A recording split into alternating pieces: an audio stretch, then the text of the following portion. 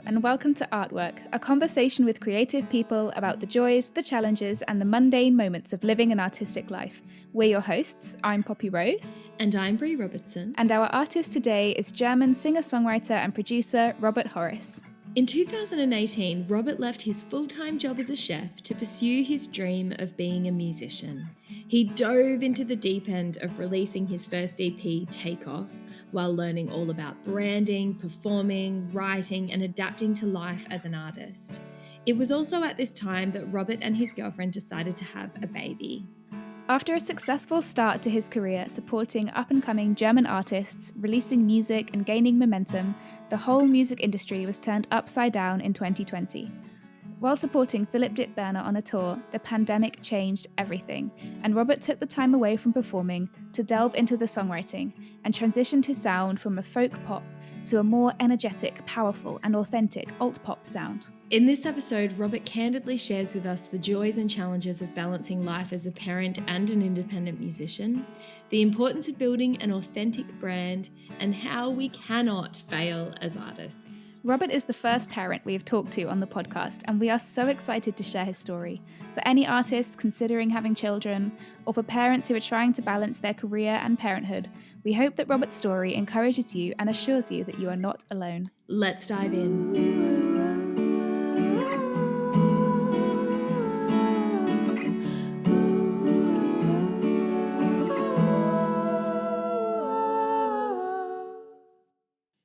Welcome. I was about to say welcome so much. Is that? I don't know if that works. Welcome so much. It sounds very kind. Welcome so much. Welcome to the Artwork podcast today. We're so excited to talk to you because you're just awesome. And the last time we hung out, I just remember laughing so much. Oh my God. We were still kids. It was it was ages ago. How did we meet, Robert? Tell us how do you remember the day that we all met? Oh yeah. It was a recording session of a friend who would like to remain unnamed. No, he wouldn't. I don't know. Like, can I promote him? I was just about to be like, oh, do you? I was like, yeah, promote him. Go for it. It's Linus Kuno. He's a friend of ours, and he was recording his album, and he was looking for backing vocalists. And so he asked us, and I never met Poppy or Brea before, but I knew them from the Berlin singer-songwriter scene, from what I've heard of it. So I already was in fear of being completely overwhelmed by their powerful voices and their talent. So I mean, keep going. This is nice. I walked into the room and there was this immediate energy, and like I felt 1 meter smaller than usually, but they welcomed me very heartfully. Is that a word? You are so. I want to welcome you guys so much. And you guys did welcome me so much when I walked into that room. And then, we just had a recording session and we did backing vocals and got to know each other quite quickly. I feel like it. And it was a lot of fun. I think it was one of my favorite days in nice. By being a musician of definitely. Being in that underground recording studio. It was a cool studio. There were like 5 or 6 of us, and we just laughed and laughed all day. It and was sang, so like, good. Linus's songs are so powerful and like have such a good energy. Yeah, it like was positive just, energy. Yeah, it was just such an amazing day that just like when you sing together in a group, it's just magic happens, honestly. Yeah.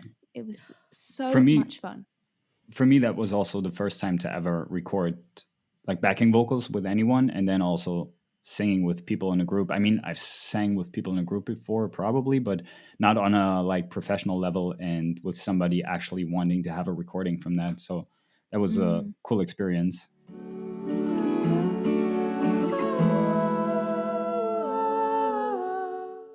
Robert, I think, is our first parent that we've had on the podcast, our first parent artist. And so we're really excited to talk to him about like what it's like being a parent and an artist. And yeah, there's so many things that we're going to dive into today, which, yeah, I'm very, very excited about. And it's also the first time Poppy and I have recorded a podcast for quite a few weeks. So we're really excited we've to had a be back in the break. game.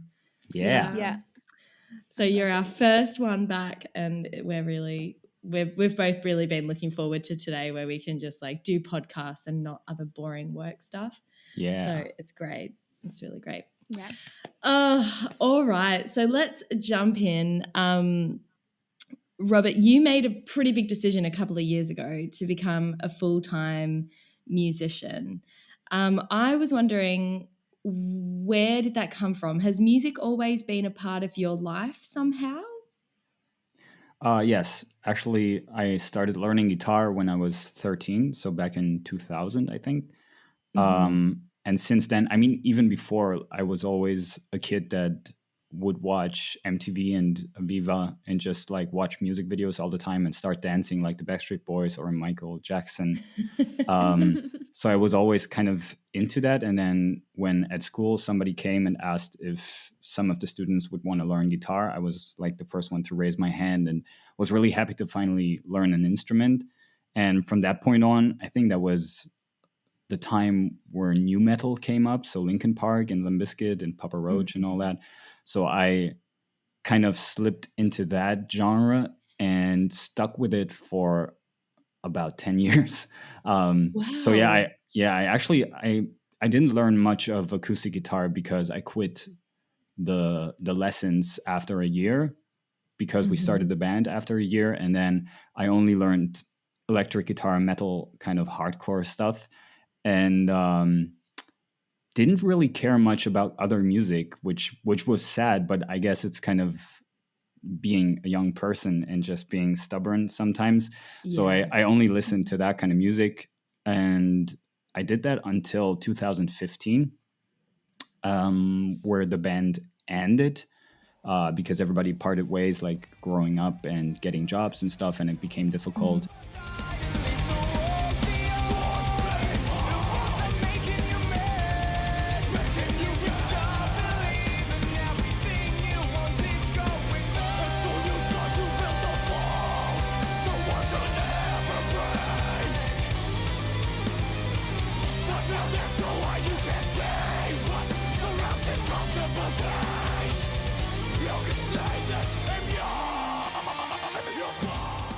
But for me, like at that point, I was sad that the band ended, but I didn't know where to go, and I also felt kind of burnt out. I didn't know if I could continue by myself. Like I wouldn't even know what I would do by myself. But then I started picking up the acoustic guitar a year later, and finally started listening to other music than metal. And that's when I think I started listening to Hosier. Hosier. Yeah, I was so amazed by his bluesy riffs and his acoustic guitar riffs and everything. And he does a lot of finger picking, which is kind of easy to adapt. I felt it's not super difficult, but it's so melodic. And yeah, I started learning that stuff, and then I felt like I can do this. I can write this stuff by myself. And yeah, I think over the course of 2 years, like starting in 2016 to 17, I started writing the first songs, and then I felt like I want to get back into music by myself. If there's nobody else, I want to do it by myself. You started playing acoustic guitar again and kind of totally like reinvented the sounds that you were making. And then at some point, you did make the decision that you wanted to do this full time. Can you talk us through like what that process was like for you and what you were kind of having to let go of to like jump into this full-time life, and kind of maybe what like nervousness or fears or excitements you had around that time? I remember making that decision was like the toughest part of it, because it just took almost a year to come to terms with with my own decision. Like I felt I was in a secure job, which I didn't really like. I mean, I was a chef for about 10 years, and it's an okay job. It's very demanding and it's very hard on the body. I don't know how to other describe that. but Yeah. it was never really fulfilling for me. It was just a job that I learned because actually back then I started learning that job because I was thinking I need to make money for my band. So I'm going to learn the next best job that I can find. So yeah, I've been doing this job for 10 years that I was not passionate about and that I didn't enjoy as much as other chefs. Like some chefs come to work and they have the same passion that I have for music. They go in and they're like, "Oh, I want to be creative today. I want to make up something new and want to have the best food in the world and everything." And I completely enjoy food and cooking and I love it and I think it's a really cool skill to have. Like I don't regret learning it because it's just something you will always need and you can Mm. always impress people with it and you're always useful to other people for being able to cook food, but Yeah. still like there was never a real spark um igniting when I do it. So I actually ended up cooking for kids as well in schools and in kindergartens, and I kind of felt like, okay, this is a good purpose to work in, so I worked there for quite a while. But when I came to that time of 2016 2017, and I started having a passion for music again, like when it came back, I realized that I actually do not feel as much for my job as a chef. So, yeah, that's when I made the decision slowly that I wanted to get out of this, which was Wow. only so slow because, like I said in the beginning, like it was a safe job and I earned quite good money. But like over the course of a year, I got more responsibilities at the job as a chef and it was more and more stressful, but I realized that I loved it less every time and I started loving Mm. music more and more. So yeah, that's how I made my decision. I just try to listen to what I really want and then be brave enough to make that decision. And around this time, your girlfriend was pregnant, right? Right. Yeah, How I did that completely forgot impact about that. things? Tell us.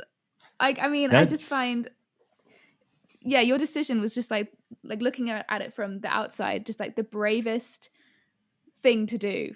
And I want to know your thoughts on it. yeah, I was talking so much about being a chef, I forgot about that again. Um, that was obviously also a part why the decision was so hard and took so long because there were so many things that I need to weigh and see if this was actually a scenario that could work. And when I made the decision to become in music, she was 3 months pregnant, and we talked about it a month after her pregnancy, after it was confirmed. I told her that I want to be a musician, and I was really scared to tell her because I wouldn't know how she would react.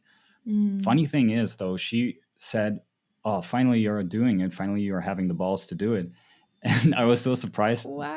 by her reaction Wow. because I thought she would be like angry or scared or anything, but she was just so happy that I finally would do what I want to do because I was always whining about it. Before we had a kid, I was always like, I wish I was brave enough to just be a musician and stuff for Mm. over half a year, I guess. And then when I told her, she was just relieved that I made the Mm. decision. And I asked her like, "Are you not concerned with how this is going to turn out?" And she's like, "We're gonna figure it out. It's gonna be okay." Oh my Wow, that's god. We all amazing. need someone like that, don't we? Yeah, Who Oh, just but she's supports mine. yeah. us You unconditionally. can't have her.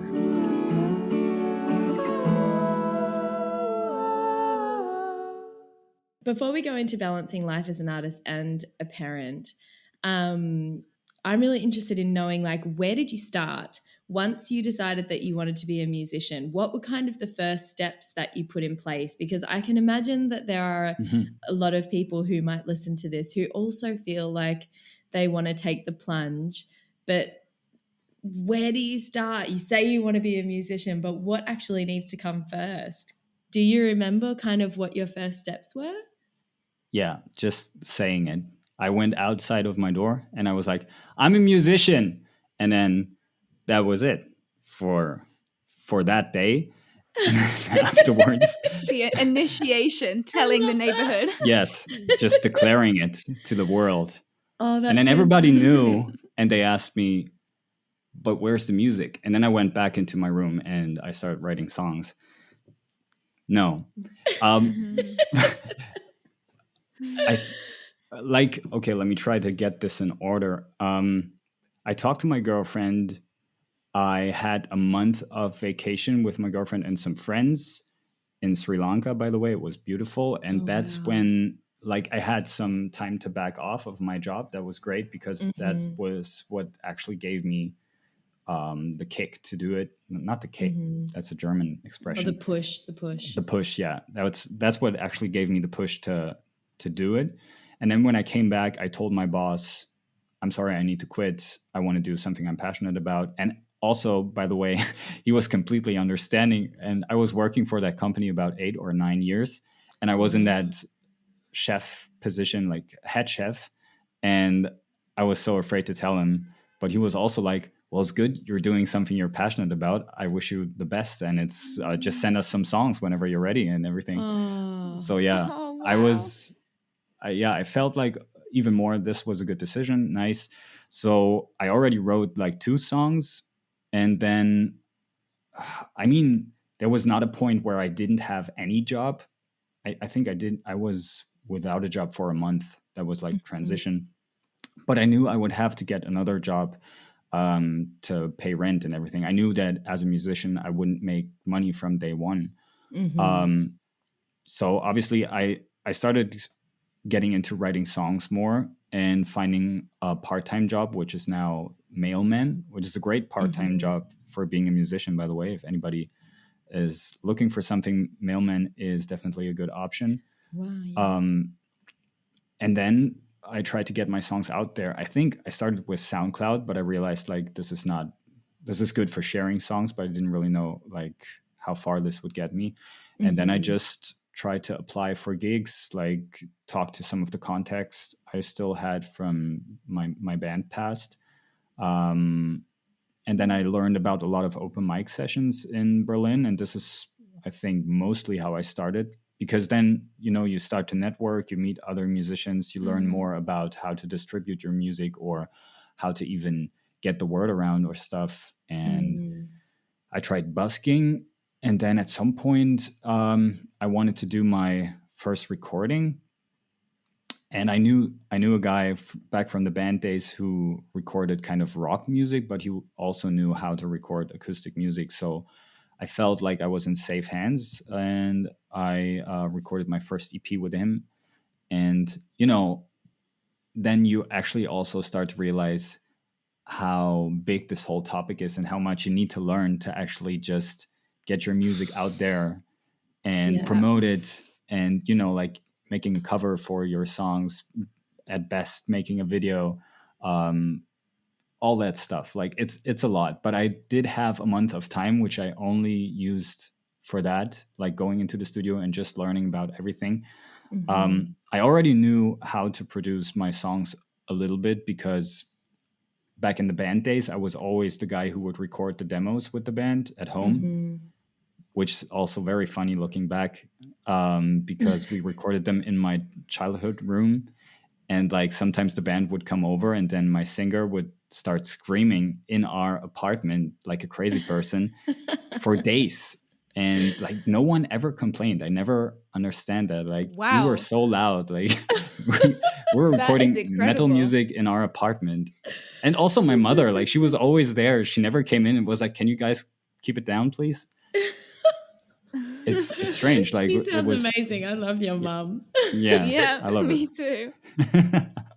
Where was I? The learning band, the learning to apartment. produce and Right. in the So band. yeah. And when I was traveling for a while, that's another story. But I bought an iPad Mini, and Mm-hmm. there is Cubase recording software on the iPad, and it's amazing what you can do with it. Like you can Wow. record in different tracks, you can add effects, like everything I knew.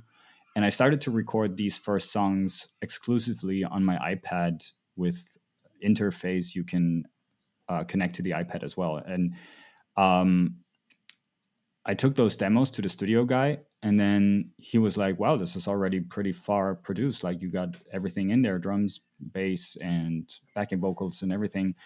So he actually put me in a room with another producer friend of his who was like trying to find even more that we could add to the songs to make them sound whole.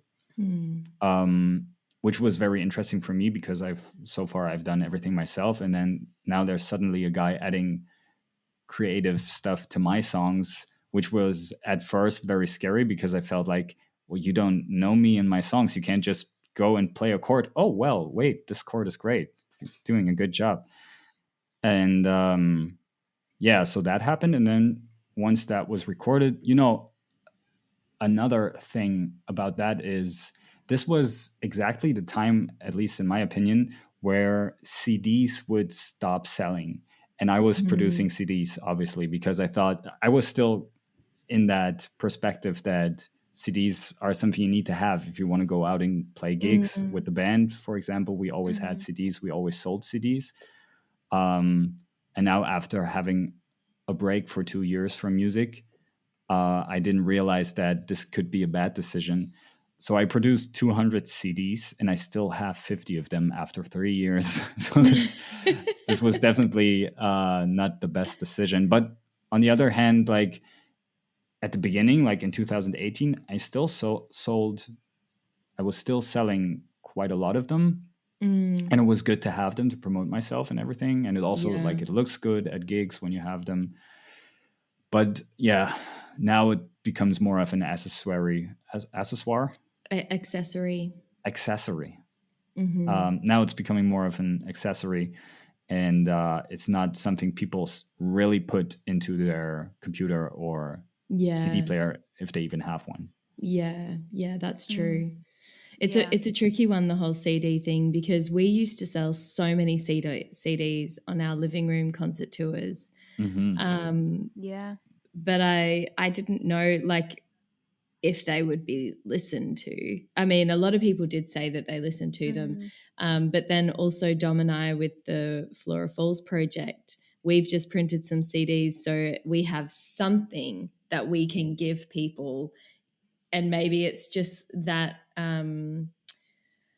people sometimes, if they see you, they want to be able to like support you somehow by buying something that you're selling. But whether it's actually have a little token. Yeah. So you're right with it being more of an accessory now rather than it being used for the music. The CD is still kind of a good accessory to sell, but it's just a weird feeling because also I'm coming from a sustainability point. It's a weird feeling to sell something to someone that is in the end just something they put into their how do you say cupboard? Cupboard, yeah. The shelf. Yeah. Shelf, yeah, thanks. But you got to sell something if you want to make money. I know, really. And I think a lot of people listening are like, well, why don't you make records, or you could do cassette tapes and stuff? But it's also like a financial thing for people who are getting started and who are releasing an EP. Creating a vinyl is a massive investment. Oh my God, and you really want to make sure that, so yeah, we're thinking about it at the moment too, like what kind of merch could we have that's unique and fits our brand, but is also not like difficult to carry around with us and all that kind of thing. True. And I think I have seen some acoustic singer-songwriters really succeed in taking that sustainability viewpoint of like, I'm selling T-shirts that are ethically made, or I'm selling these water bottles that are reusable, and kind of pushing the celebration for sustainability and protecting the environment with alongside what their merch is. So that I have also seen that done quite well, which is I would really like to go down that road too somehow. Yeah.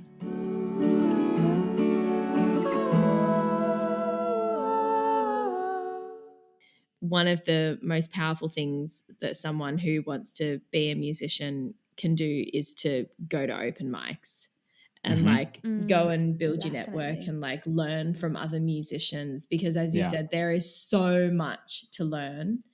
Like branding. And I was going to say, you do your branding really well. Like we'll show your photos and stuff. But I remember when I first discovered your page. I was like, wow, it looks so sleek and so professional.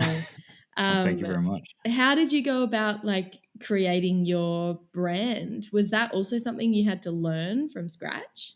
Definitely. Like that was especially something that I haven't even thought about when I decided to become a musician, because I thought music was the key word, but it's not. It's actually it's branding and it's promoting and everything. And music is obviously still the core part, but if you're not able to sell your music properly or present yourself properly, a lot of people are not going to hear you or see you or discover you. So this is just as important as the music. So I found out about Music Pool Berlin, and they offer workshops for, were they for free? No, but it's like a small fee, like of 20 euros or something. And sometimes it's musicians teaching musicians, but sometimes it's also people from the industry giving workshops, people from labels, people from promotion agencies and stuff. So it's really valuable whatever they have to say. And I took some workshops about branding, about advertisement, about playlist pitching or something like that. And then also like they have workshops for social media and stuff. So those were really valuable because there's also always some time in those workshops where you get together with the other musicians and you chat about how they do it, or like they talk about it in the lessons. And yeah, that helped me a lot, but it was never a moment of, oh, that's how you do it, okay, I go back to my phone and now I create my profile. It still was such a long learning process, and it mainly has to do with learning about yourself, and then it sounds cheesy, but like accepting who you are and presenting yourself as you are. I've been trying to present myself in a cool way for so long, like from the beginning, being like trying to be interesting, trying to look really good, and then have that professional feel about everything. But I just ended up, I would say since this year, or maybe in the last year, I ended up realizing that the more I tried, the worse it becomes. Like, I don't want to say it looked bad all this time, but I realized that it didn't really convert myself to the outside world. Like, it gave them some kind of image, but I always would have to struggle to look like that or to be like that. And right now, I'm just focusing on doing whatever I like and just being the person that I also am in real life, and combining that with my music. And that's what's feeling the best so far. Like, that's what I would recommend. Like, try to figure out who you are and how you can make yourself interesting and combine that with the music. For me, the best example was Louis Capaldi. You guys probably know him.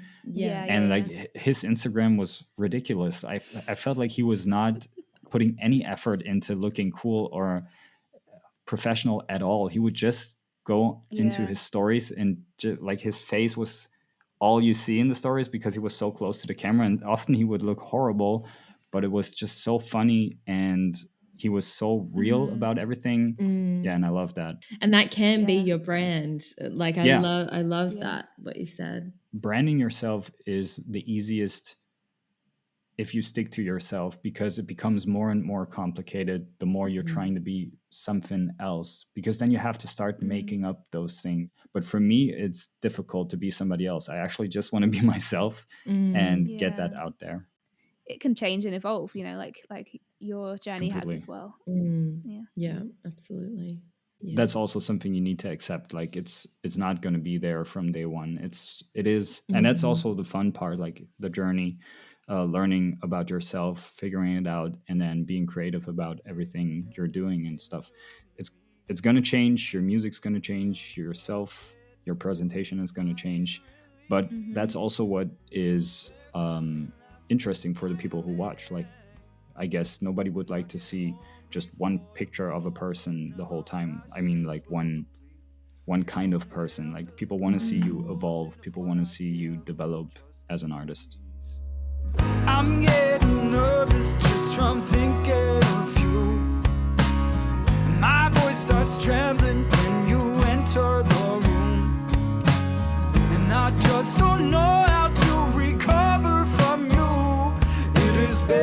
not getting better. So I'm begging you, baby, make me leave.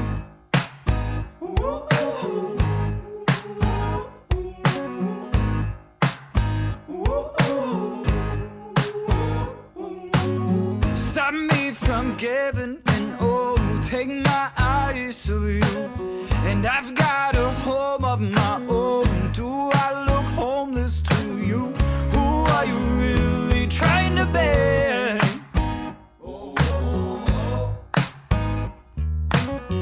You turn your back on me, oh, there's so much back to say. All right, Robert, the big question of the day. How has having a child... Oh my God. Are you ready? Just take a moment. Let me just, I forgot some coffee here. I'm ready now. How has being a parent and being an artist... That's actually not how I wanted to structure that sentence. Okay, let's do that again. How has having a child influenced your journey as an independent artist? How has that, those two very, very different lives, how have you... I don't want to say. What is it like being a parent? The answer is just going to be just as difficult as asking it. What is it like being a parent and an independent artist? I genuinely want to know, because I'm coming to the point where like too. I am also thinking about when the right time would be for me to have a child, have a baby. And it scares me. I get really nervous about like how I can balance both, and if having a child is going to require me to put all of my dreams, all of my goals on hold, and kind of like put all my energy into raising the baby for however many years of their lives. I'm super, super, super interested in like hearing how you have balanced this and what it's been like for you. It's actually funny because at the beginning of the podcast, you said that I'm the first musician. No, wait, the first parent you're interviewing. And that's actually what it feels like for me here in Berlin. I honestly don't know any other musician with a child. It's crazy. It's like I feel like I'm the only musician here with a child. There's probably more. I don't know how they are able to hide their children from their life. But like on social media, and that's something I wanted to get into later, if you compare yourself to others, like you sometimes wonder, like, does no musician ever have a child? And like, if so, how does it not seem like they're struggling? Like, how does nobody talk about, guys, I really want to do social media stuff today, but I can't because I just don't have the time and stuff. So let's start answering that question. Dismantling, parenting, and becoming a musician for the rest of this podcast. Okay, so having a child, like I said, I talked to my girlfriend about this when she was pregnant and she was supportive. And then I felt like, okay, this is going to be cool. So obviously when I released my first EP, that was the time, let me just think, the end of August. And a little bit later, like after releasing my EP, my daughter was born, I think 2 weeks later. So that was still the time I was trying to be very active and going out a lot and being on stages so I can promote my CD and just being on social media and stuff. And that worked surprisingly well at the beginning, because once she is born, obviously I took some time off to spend time with my daughter and everything. But I did not feel like I do not have any time anymore. When a child is born, there's usually not a lot you have to do because she's sleeping so much and she's just eating and sleeping, and then you have to change diapers and everything. So this is not very time consuming and this doesn't get too much in your way. But then at the same time, I'm not the woman, so I don't have to breastfeed the baby and everything. So this is another conversation. And like my girlfriend, for example, is still breastfeeding our daughter. and I know that this takes away a lot of her free time. Not as much anymore now, but back then, um, we always tried to, like me and my girlfriend, we always tried to discuss everything very clearly and just develop a good way of communicating my and her needs, because she's also a person who likes to be creative about sewing. She sews her own clothes, Wow. and all of our clothes actually. And she also has hobbies and stuff she wants to do. So it's also something I need to say about relationships. Just because you're a musician doesn't mean you're more important in the relationship. So this is also something we had to talk about a lot. Obviously, she gave me the opportunity to do this while becoming a dad, or while becoming parents. But this didn't mean I have a free ticket for not being there or anything. So yeah, communication is definitely key, and we had to learn a lot about our relationship as well in that time. But yeah, talking always helped. Um, so yeah, for me, the beginning of her life was quite easy, and the older she got, the more difficult it became, because obviously she needs more attention, and she wants to interact with you even more, and she realizes when you're not there and when you're there and everything. So there's a lot more work going into family life the older she gets. Spending time with her on how do you say, playgrounds, finding a kindergarten place, all of that. It's also like learning how to become a parent. That's a huge part.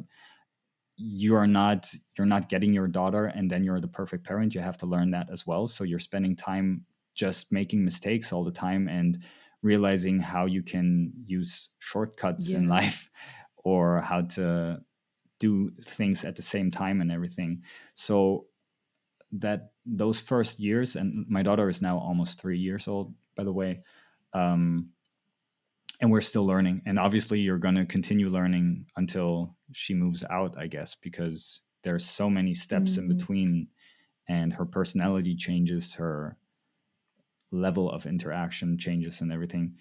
Um, I'm trying to find a way to sum it up in a way, but I can't. It's just too complex. So I'm going to continue the journey. um, I think when she was 1.5 years, she started walking with 1 year, and she started talking with 1.5 years. And that's when I realized how important the time spent with her is as well. And it's getting more important, because you don't want to be the kind of dad that's not there, or that's not talking to her and everything. I do feel a huge responsibility to be there for her, and to not someday look back, or having her look back and be like, I don't really see my father in my early childhood or anything. I want to be part of that as well. But also, I have such huge goals with my music, and so many things I want to do. And I know that if I don't do them, and I felt that during these first 3 years, I'm going to be very devastated, because I feel unfulfilled if I don't do music. So the balance between that was sometimes really, really harsh. And again, talking helped. Like, even just talking about myself helped a lot. My girlfriend is a good listener as well, and giving good advice. And I really needed that, because often I would be the person complaining, like, not even her. I would be the one saying, like, I need more time. I need to do more stuff. You need to give me more space. I need to be away for at least a day a week to just write, or just go in my rehearsal room and have time just by myself, which I also learned was super important. But then I also feel like I want to be very fair in my relationship, and I want to give her at least the same amount of time, and I still haven't found a way for doing that. So I'm in huge debt to my girlfriend still, and it's building up, and I think I'm never going to be able to pay that back.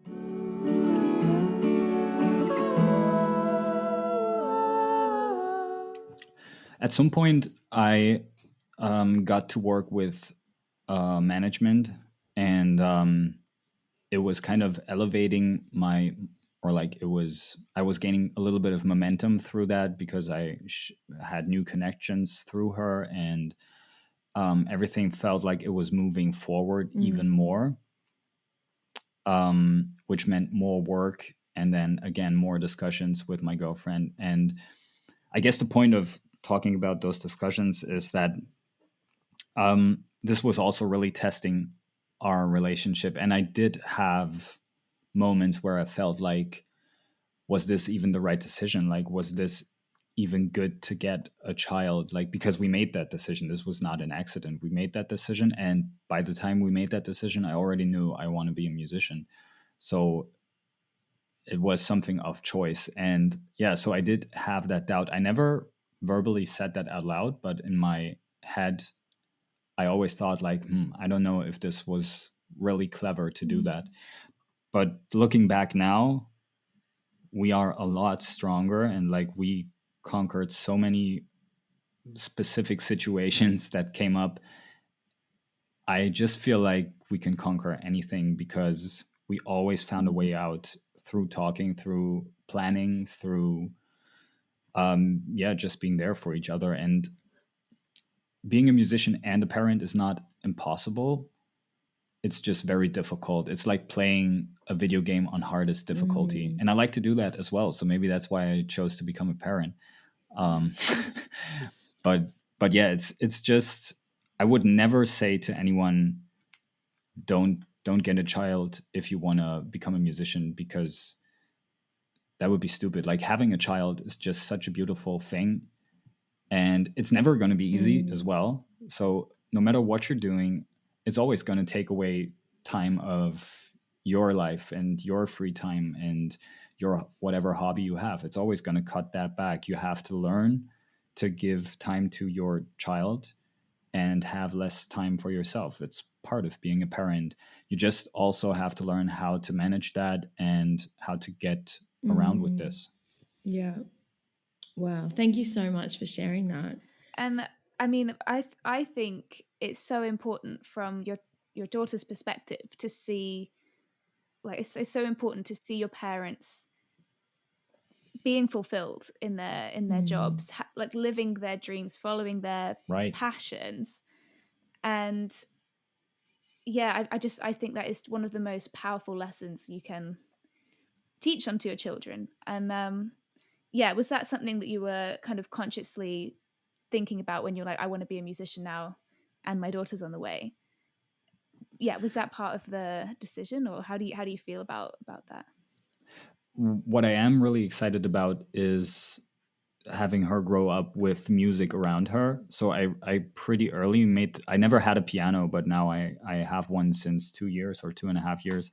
And I bought it with the purpose of being able to play music loud in the house, except for the guitar, but also having another instrument that she could learn. So I'm really excited to have her learn music and growing up with music around her, especially because nobody from my family is a musician or played any instruments as far as I know. And yes, I agree with you. I think it's very cool and very important to, I don't know, maybe grow up as a child and see somebody pursuing something that he's passionate about. I think it's a good lesson. It doesn't have to work out. Like, she doesn't have to see me succeed or anything, but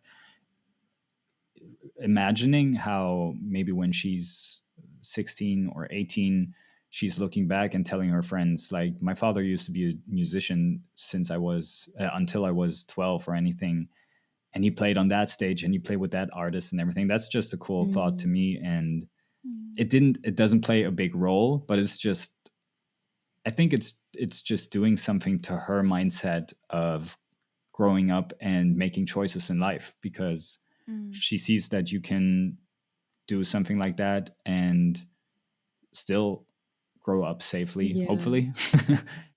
I can always change my opinion about this. Like, I could at any point stop being a musician and find a job, and life would go on. Like, this, not becoming a successful musician, whatever that means to you, would not mean that this was a wrong decision. It would just, like, it's a period of life, and then it ends, and then you start something new. And I think that's something I want to I want her to Yeah. know. Yeah, that's such a good point.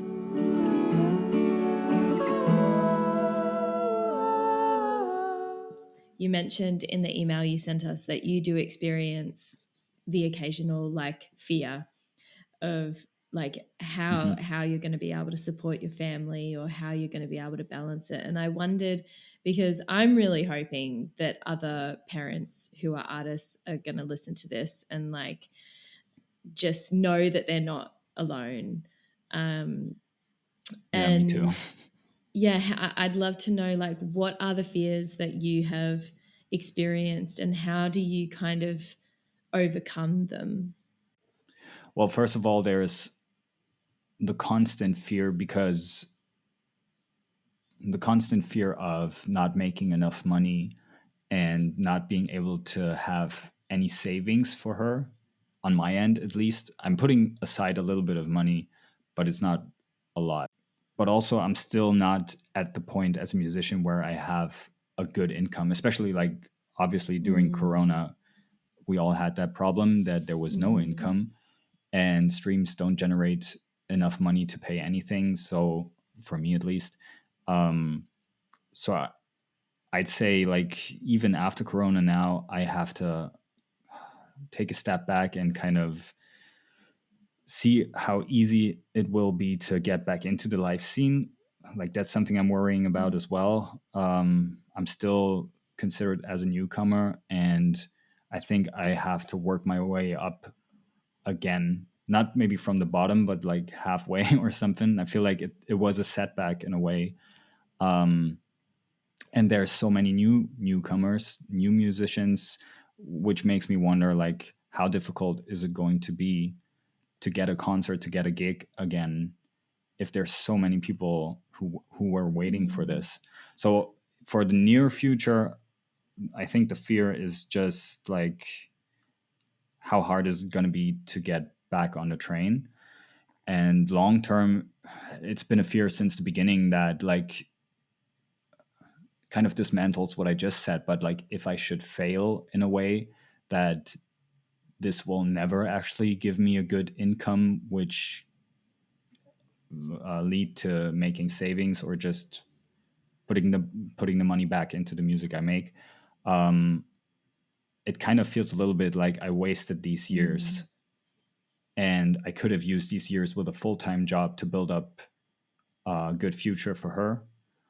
But then I'm always trying to be positive and thinking like if I want to make money and she needs it, I could always find a way. Like I could reduce making music and work more for a while and put money aside or anything.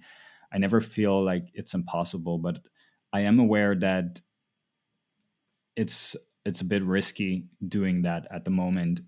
And I don't know honestly how many years I can keep it up like that, like mm, at this level that I'm at.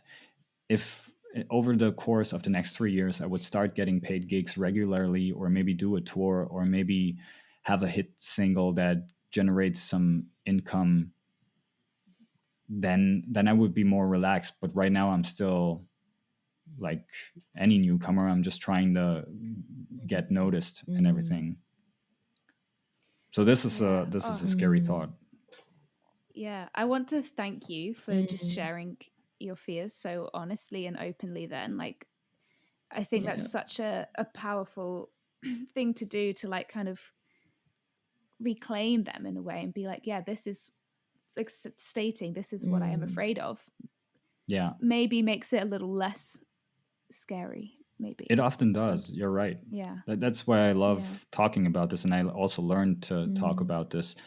Um, First of all, hearing this from others, like if I hear that from others, Mhm. helps. But also saying things like that out loud always makes it seem less Mm. scary. Mm. And often, like when I say it out loud, I realize that I'm not as much afraid as I Yeah. thought, which is weird. Mm. But yeah, that's why Yeah. it helps. And I think the Yeah. the idea of failing Definitely. is always more scary than actually failing, because I Yeah. don't think any, this fear that you just said of like, will these years be a waste? It's like there's just no way that will ever be true for you, because you're going to No. look back and you're going to Yeah. be so glad that no matter what happens, you're going to be so proud of yourself for trying.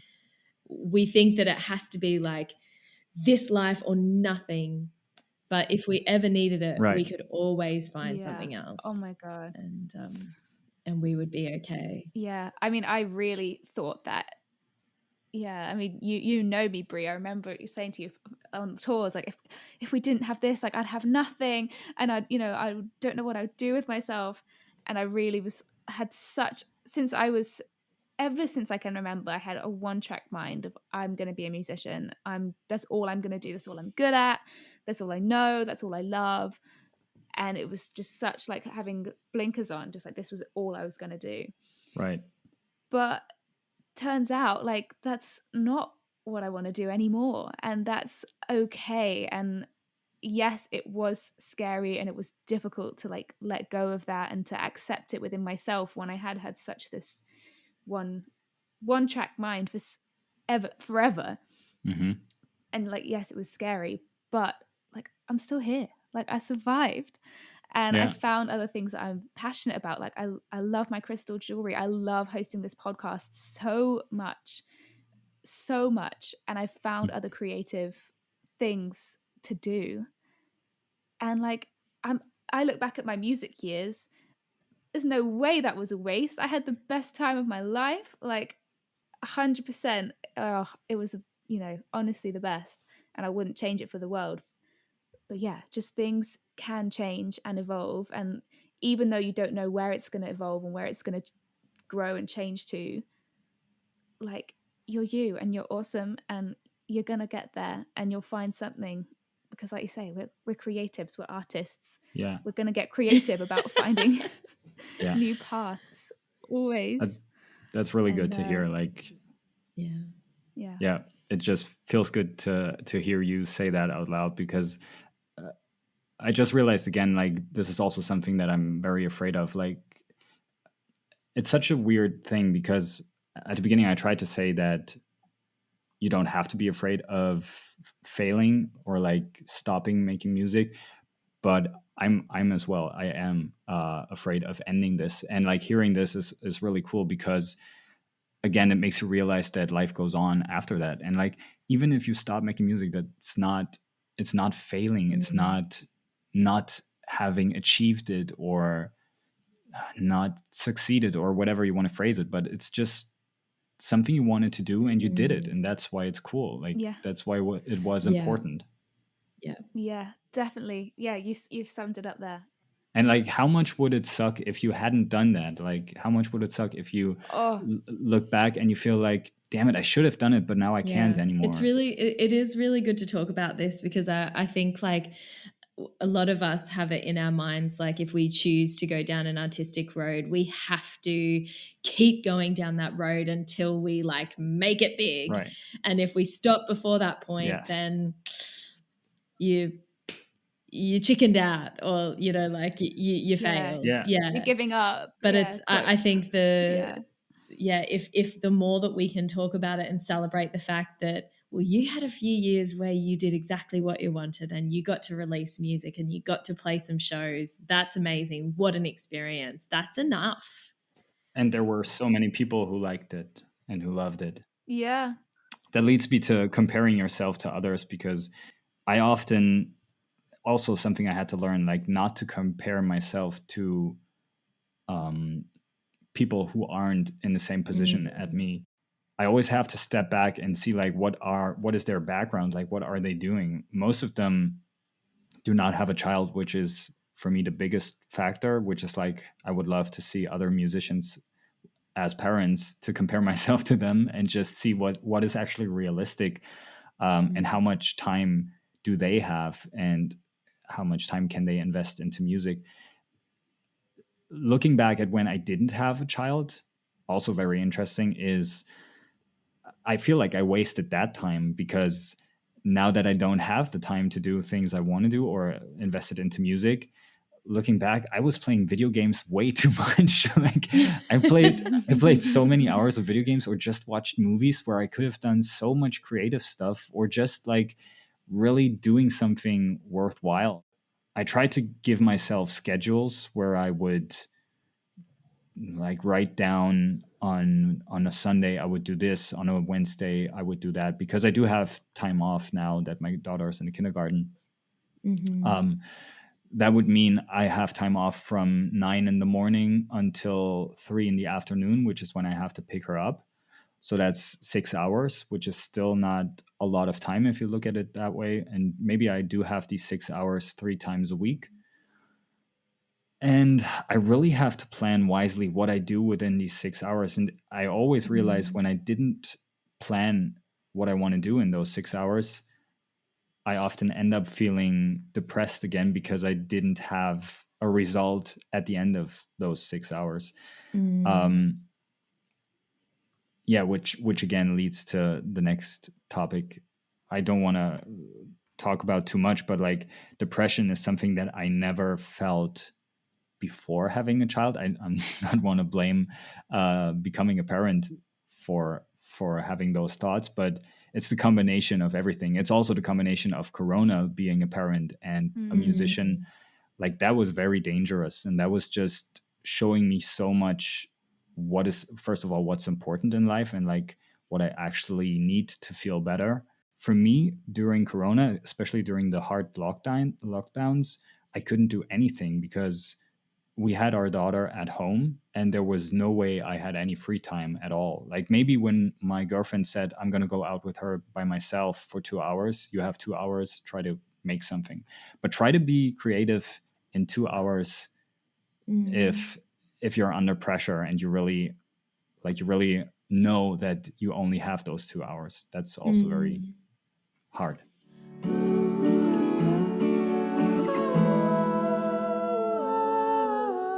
You said that during COVID, there was some changes that happened in your music that like you've kind of taken a new direction a little bit. Can you tell us about that?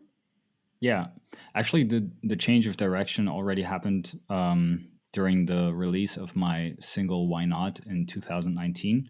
While I was releasing that, I was already writing music that was very different from that song, because I started out with pop folk kind of music, and while I released that song, I already felt a little bit uncomfortable, because I knew that whatever I was doing after that is going to be different, or it's going to sound different, which is again something that only musicians worry about, because I later learned that nobody cares.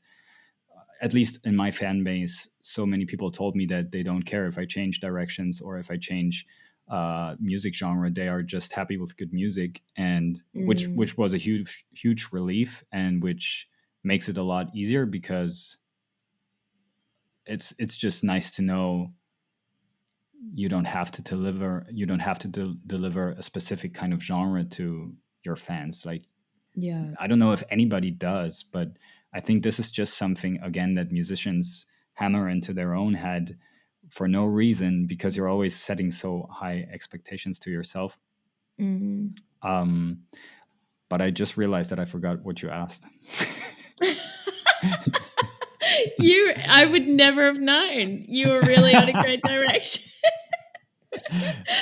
What happened during COVID? Like the The shift. The shift. Now Yeah, I was on a great way, actually. well, I'll cut all that out and it'll just seem seamless. Yeah, it's gonna be seamless. Yeah, so I shifted the direction during that song, and then when that song was out, I tried to promote it and everything, but I actually wanted to focus only on the new stuff. I also started working with other producers, which gave me a third direction, which was very poppy, very mainstreamy. And then I was at a point where I felt like, oof, I don't really know which direction I should actually take. Like, what is the most me? Like, which one does sound like me the most? And then I decided for the music that I just released, like the last 4 songs are all created by me, and I started to learn producing more and more, mostly just through practice and YouTube videos as much as I had time for. And I tried to like get into that as detailed as possible because in my head I already had visions of the song, and I knew the elements that I wanted to have in there. I knew the sounds. I just had to learn how to get to those sounds and how to create them, and then as well how to produce them. When I recorded the demos for those, I went to another Berlin artist I saw on stage at the East Side Music Gallery.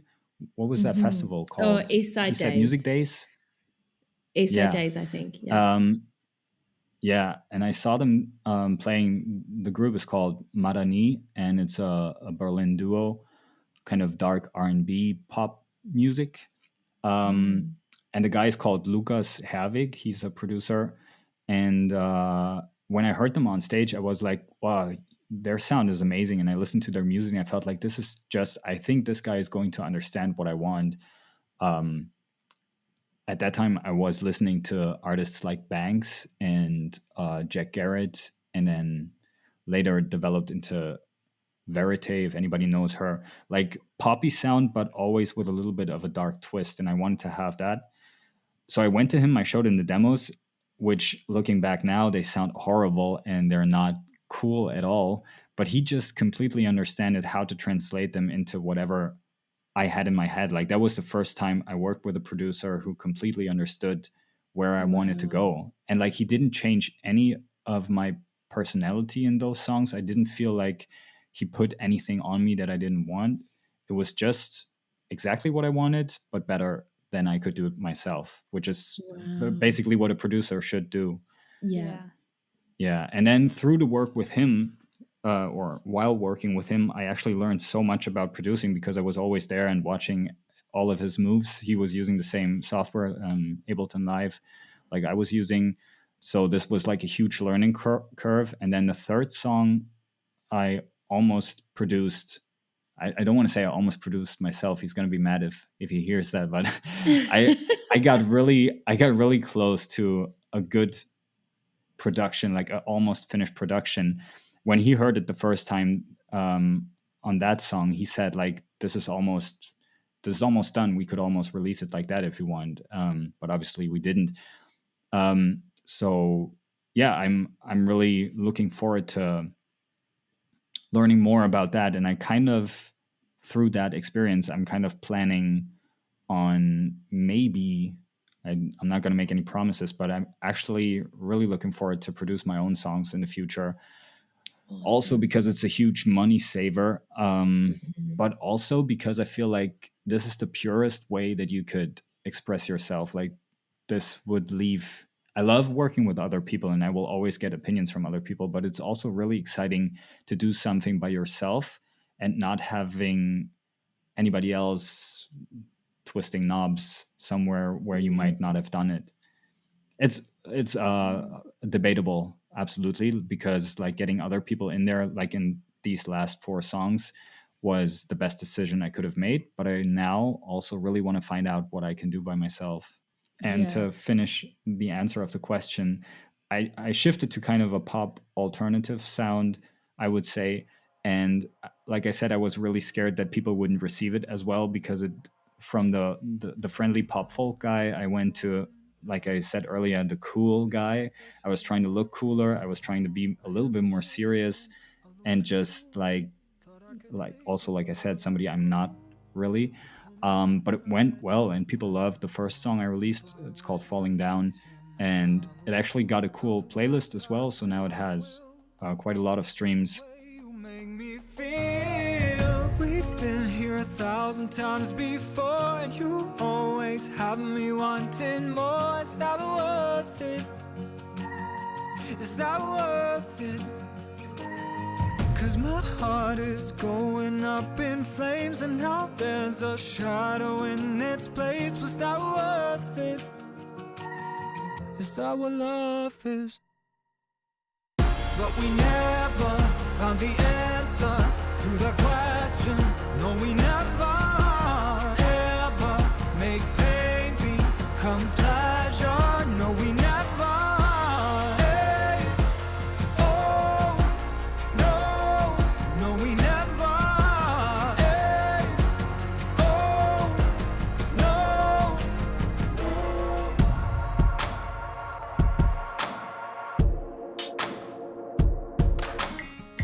turn me on, you turn around.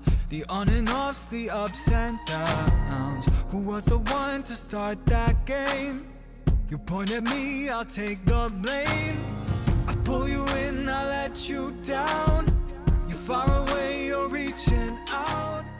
As well, when I was releasing that pop folk song, the last one, I felt like I need to write more pop folk. And I remember a period where I tried, but I couldn't. And I felt horrible because I didn't even want to write pop folk songs. I knew I want to write something else. So yeah, maybe something to take away from that is also just do the kind of music that comes out of you and don't restrict yourself at all. Because if you want to make funk suddenly, then go for it.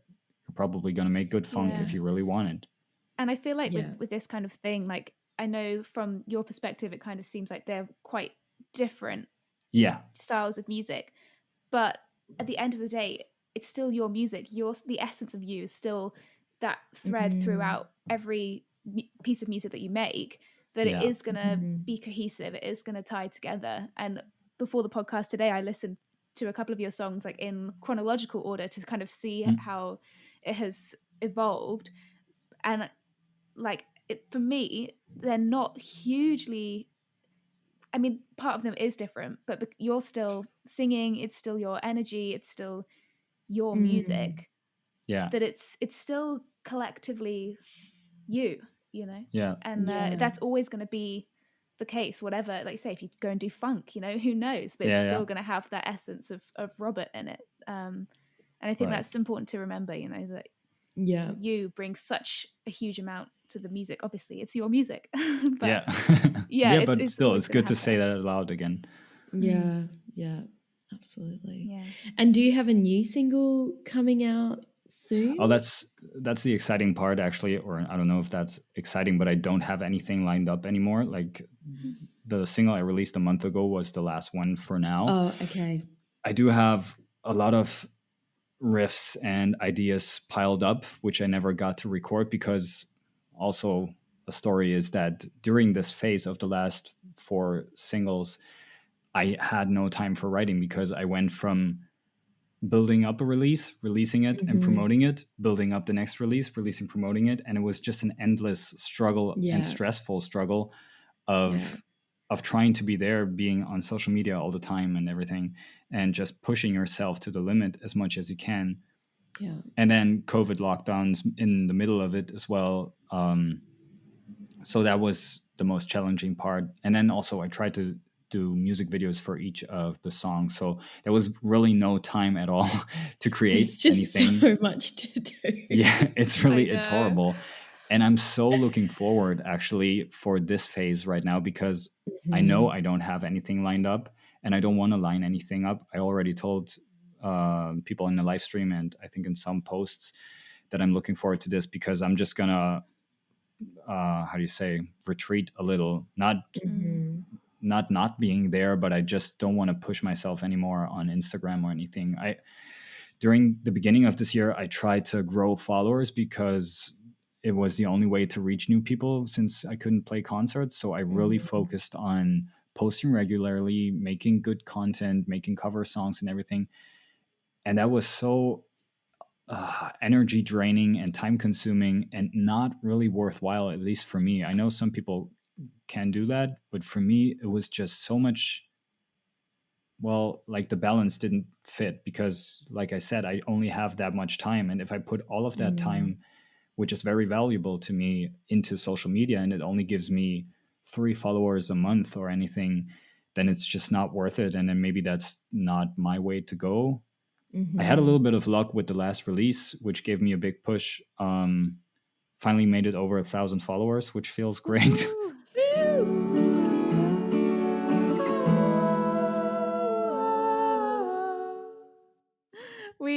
We always finish with a question with, do you have any words of advice, words of wisdom that you have lived by that you want to share with our listeners? Again, stupid jokes in my head, trying to suppress them. Don't do it, Robert. It's a waste of time. That was advice number 1. Don't waste your time with stupid jokes. I think be kind to yourself and don't do anything that burns you up. Wonderful.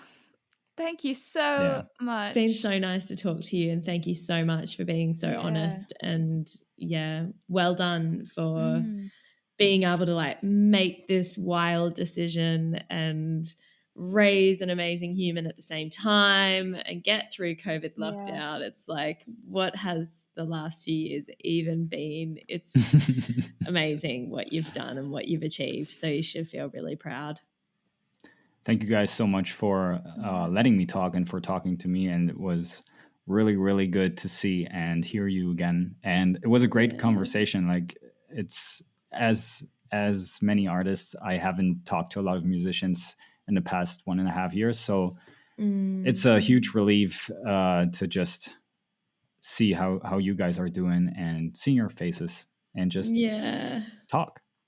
Yeah, it has been really good. And you're not alone. Even though I don't have a baby yet, you're not alone. One day I'll have a baby and then I'm going to call you all the time. Robert, what do I do?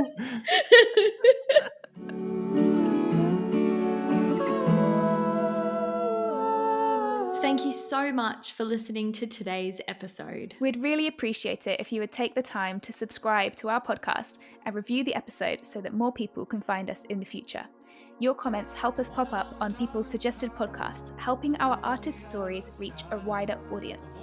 Podcasts are best shared by word of mouth, so if you know people who might enjoy this episode or the Artwork podcast as a whole, we would love it if you told them all about it. And if you'd like to be a part of the Artwork conversation, we would love to invite you to join our Artwork Community Facebook group, where you can connect with the artists we've featured on the podcast and share your art with a like-minded community. You can find the link in the show notes, as well as all the links to today's artist. Follow us on Instagram and Facebook at art.workconversation. And stay tuned for our next inspiring episode. Bye!